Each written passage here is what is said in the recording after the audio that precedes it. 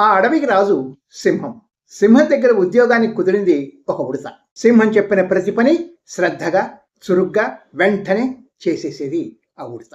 సింహం ఉడత పనికి మెచ్చి రిటైర్ అయిన తర్వాత ఒక బస్తాడు బాదం పప్పు ఇస్తానని వాగ్దానం చేసింది. రాజు కొలువులో చేరిన ఉడత అడవిలో స్వేచ్ఛగా తిరగలేకపోతున్నానని బాధపడింది. పోని రాజుగారి దగ్గర పని చేస్తున్నానులే అనుకుని తృప్తి పడింది. తన బాధను దిగమింకొని కనీసం విశ్రాంత జీవితాన్ని బాదం పప్పులు తింటూ సుఖంగా బతకొచ్చని అనుకునింది.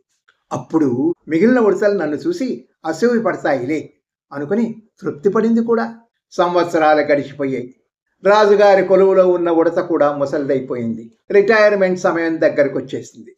రాజైన సింహం వీడ్కోలు సభ జరిపి పెద్ద విందిచ్చి ఒప్పందం ప్రకారం బస్తాడు బాదం పప్పులు త్వరలో ఇస్తానని వాగ్దానం కూడా చేసింది. బాదం పప్పుల బస్తా ఇస్తానన్న రోజు ఎప్పుడొస్తుందా అని ఎంత ఆత్రంగా ఎదురు చూసిందో అంత నిరాశపడింది. వృద్ధాప్యం వల్ల ఉన్న పళ్ళన్నీ ఊడిపోయాయి. బాదం పప్పులు కొరికి తినగలిగే శక్తి కూడా కోల్పోయింది. అయినా ఇంకా బాదం పప్పుల బస్తా రానే లేదు.